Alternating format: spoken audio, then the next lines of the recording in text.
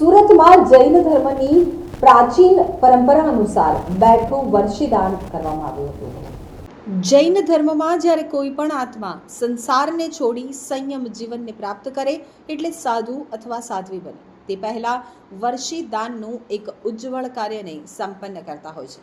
તો ગોપીપુરા અન્ન ક્ષેત્રમાં મુમુક્ષુ રત્ના મુમુક્ષાબેન દ્વારા એક અનોખું વર્ષીદાન યોજવામાં આવ્યું હતું।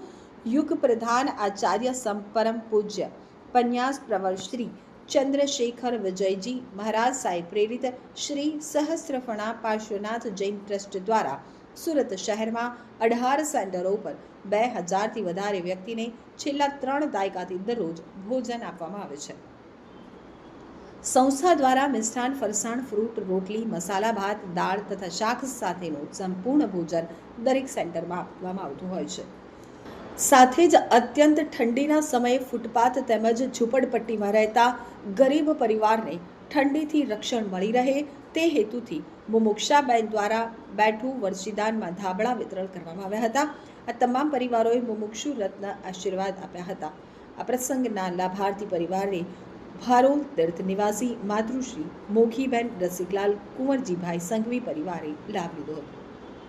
આજનો કાર્યક્રમ એક એમ કહી શકીએ કે સર્વવીતી ધર્મ જે જૈન લોકોની અંદર ઊંચામાં ઊંચો ધર્મ બતાવ્યો છે, એ ધર્મ જે લેવા જઈ રહ્યા છે એના પાવન પગલાં અહીંયા થયા અને આ પાવન પગલાંથી સંસ્થાની ઉર્જા એટલી વધી ગઈ કે કોઈ સીમા નહીં અને એમના પુણ્યથી આજે સુરત શહેરની અંદર 2000થી વધારે વ્યક્તિને ભોજન આપવાનો લાભ મળ્યો।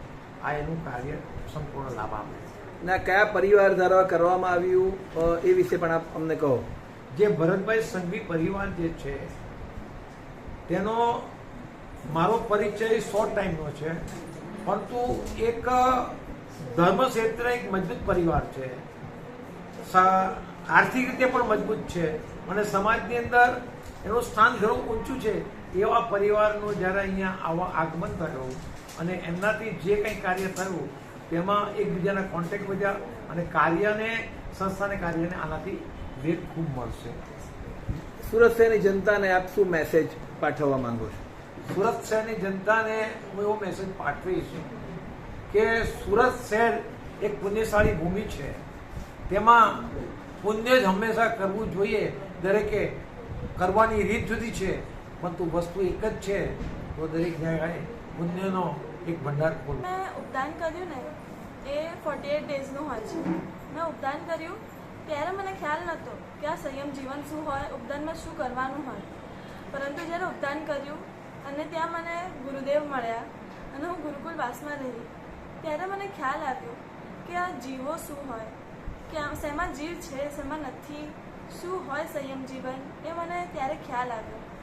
ત્યારબાદ વખતો વખત મારા સાહેબ પાસે રહેવા જવાનું થયું અને ત્યારે મને થયું કે હું આ જીવ તરીકે અહીંયા આવી છું, અનંતા ભવો રખડીને આવી છું અને મારો ગોલ શું છે। હું કોઈ નાનામાં નાના કીડીને બી જોઉં કે હાથીને બી જોઉં, હું એ બધામાં જઈને આવી છું અને મને બહુ રેરલી આ મનુષ્ય ભાવ મળ્યો છે, તો હું એને સાકાર કેમ ના કરું અને મને બધું પ્રોપર મળ્યું છે, કોઈ બી વસ્તુની કમી નથી। એ મારા પુણ્યોદય હતા અને પુણ્યને હું વેસ્ટ કરીને હું પાપા કેમ પડું?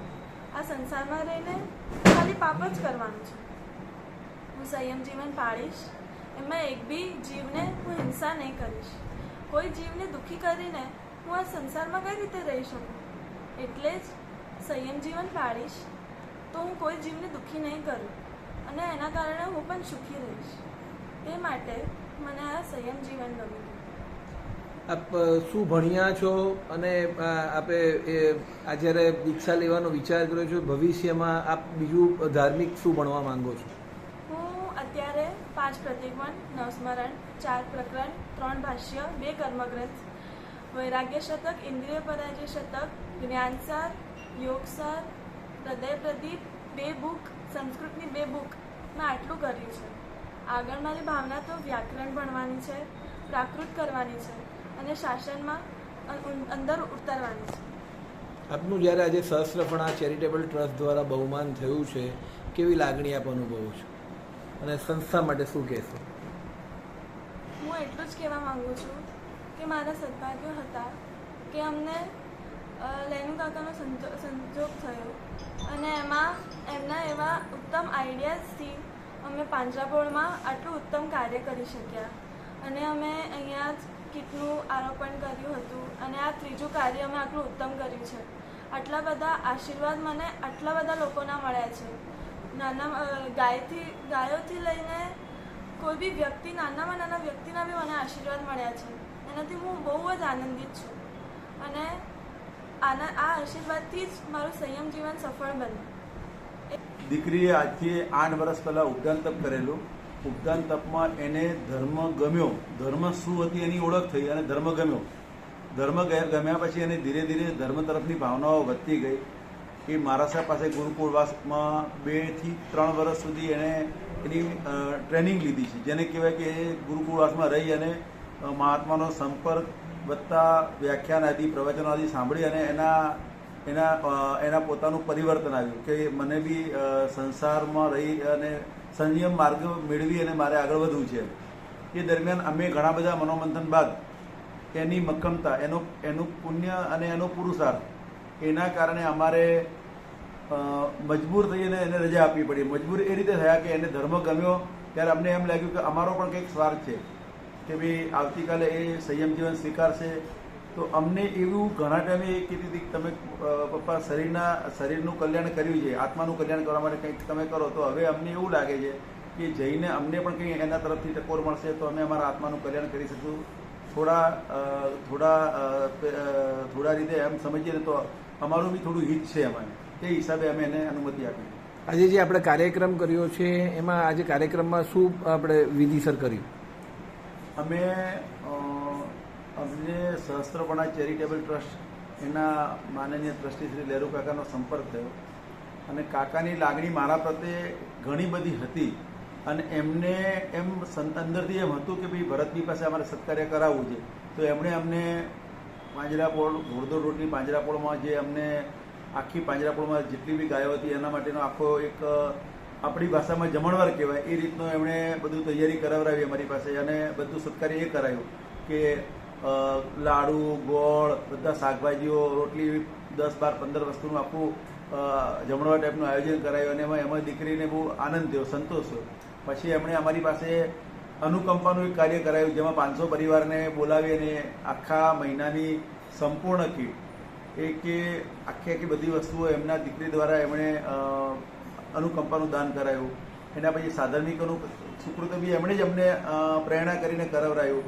પછી અહીંના ગોપીપુરામાં જે પૂજારીઓ છે 150થી અધિક પૂજારીઓનું બી સુકૃત અમારી પાસે એ રીતનું અનુકંપાનું કાર્ય બી કરાવ્યું હતું. એવી બધા કાર્યોમાં અમને એક જ અંદરથી લાગણી અને આશા છે કે દીકરીને એનાથી આશીર્વાદ મળે અને આશીર્વાદ હું પહેલેથી એવું માનું છું કે દવાની પણ દુઆ કામ લાગે. એટલે એ આશીર્વાદથી એનું સંયમ જીવન સફળ થાય અને એ આશીર્વાદથી અત્યાર સુધીના અમારા દરેક કાર્યોમાં અમને સવાયા કાર્યો થયા છે એવું હું માની રહ્યો છું. બધાના આશીર્વાદ જ આમાં કામ કરે છે અને એમાં પૂરેપૂરા અમને સહભાગી કે કંઈ પણ જો અમને હૂંફ આપ્યો તો એ અમારા લેરુ કાકા છે.